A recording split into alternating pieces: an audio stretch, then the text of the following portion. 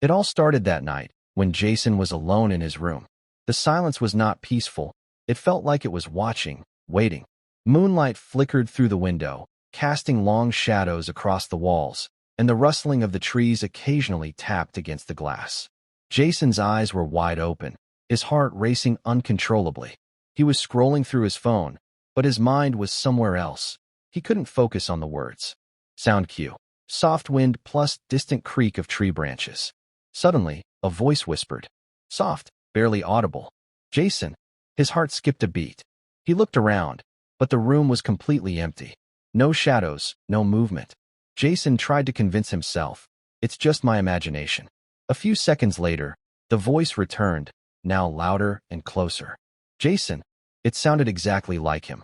His breath caught, and his feet froze to the floor. Jason checked the call log. No missed calls. Messages? Empty. But the voice didn't stop. Jason, come here. It felt like someone was right behind him. Jason jerked his head around. Nothing. Just a dark, empty corner of the room, thick with shadows. Suddenly, his phone buzzed. A message appeared. Are you awake? Jason froze. There was only one contact in his phone, the name, Self. He opened the message. From Jason. I see you. I hear you. I am with you. A cold wave ran through his body. His hands shook. His legs went numb. Asterisk. Sound cue. Phone vibration plus whisper. I see you. Suddenly, Jason heard footsteps outside his door, slow, deliberate. Then, right next to his ear, a whisper. Jason. Fear gripped him like ice. He ran toward the bathroom and slammed the door. In the mirror, his reflection was not his own. Eyes were empty and lifeless. A twisted smile spread across his face, a smile that wasn't his. It seemed to say, come out. Jason turned on the flashlight, and the shadow moved in the room. It wasn't fully human, nor just a shadow. Every second heightened his fear. The shadow moved closer, silent, almost intangible.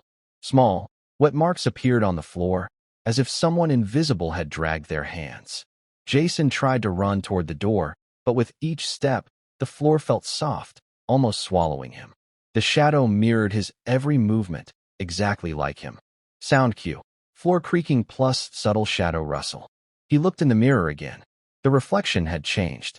Eyes dark, mouth deformed, and the smile felt inhuman, sinister.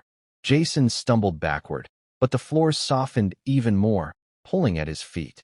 The shadow slowly approached, and fear became unbearable with each heartbeat. Sound cue. Mirror glass echo plus soft dragging noise. Jason summoned all his courage and ran to the door. It opened, but outside, there was nothing. The shadow followed him to the doorway, standing there, its eyes dark, mouth moving silently. Jason glanced at the clock, 3 a.m. Suddenly, the room turned freezing cold, the light dimmed. Everything felt controlled by some invisible force. Jason turned back. The mirror reflection was gone, replaced by a distorted, terrifying face, blood-red eyes, and a grin that wasn't human. The shadow emerged fully in front of him, whispering, "You can never be free." Jason tried to flee, but with every step, the floor seemed to swallow him. The shadow brushed against him, but nothing was visible. It melted into the air. The room fell into deep silence, broken only by faint, almost imperceptible whispers that seemed to echo from nowhere. And there, in that quiet, Jason's presence lingered, unseen, unheard, yet unmistakably trapped. The shadow followed him to the doorway, standing there, its eyes dark, mouth moving silently. Jason glanced at the clock, 3 a.m. Suddenly, the room turned freezing cold, the light dimmed. Everything felt controlled by some invisible force. Jason turned back. The mirror reflection was gone, replaced by a distorted, terrifying face, blood-red eyes, and a grin that wasn't human. The shadow emerged fully in front of him, whispering, "You can never be free." Jason tried to flee, but with every step, the floor seemed to swallow him. The shadow brushed against him, but nothing was visible. It melted into the air. The room fell into deep silence, broken only by faint, almost imperceptible whispers that seemed to echo from nowhere. And there, in that quiet, Jason's presence lingered, unseen, unheard, yet unmistakably trapped. Jason's eyes darted around the room, trying to make sense of the shadows that seemed alive. The air was heavy, every breath cold and thick, as if the room itself was closing in. The moonlight flickered erratically through the window, casting fleeting glimpses of moving shapes.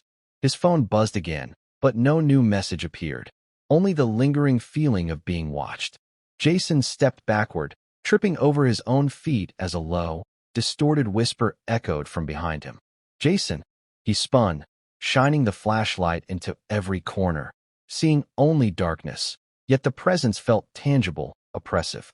The distorted reflection in the mirror flickered once more, showing a twisted version of himself with hollow eyes and a sinister grin. Every heartbeat was deafening. Every shadow seemed to stretch toward him. He tried to scream, but no sound came. The floor beneath him felt alive, soft and shifting, making it impossible to escape the looming terror. Jason's hands shook violently as he clutched the door handle, hoping for freedom, but the shadows mirrored every move, trapping him in a terrifying reflection of reality. Jason stumbled back to the mirror once again, his reflection now fully unrecognizable. Eyes blackened, mouth twisted, the grin spreading unnaturally.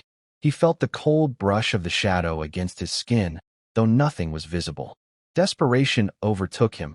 He ran to the doorway, gasping for air. The shadows seemed to crawl along the walls, stretching their presence across the room. Every step he took, the floor seemed to soften and shift, threatening to swallow him whole. The distorted voice whispered again, chilling him to the bone. "You can never be free."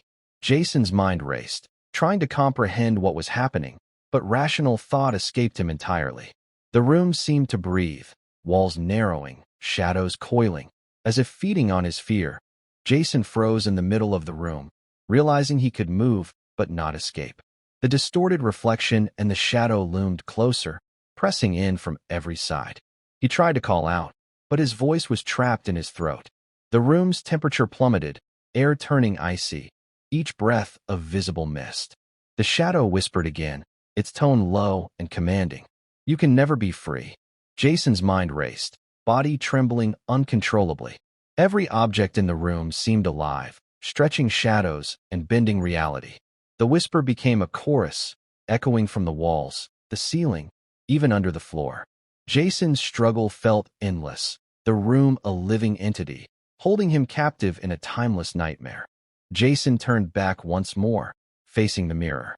The reflection was gone, replaced by a distorted, terrifying face, blood-red eyes, a grin that wasn't human.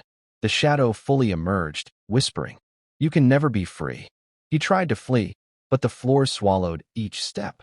The shadow brushed past him, melting into the air as if consuming his very presence. The room fell into deep silence, broken only by faint, almost imperceptible whispers from nowhere.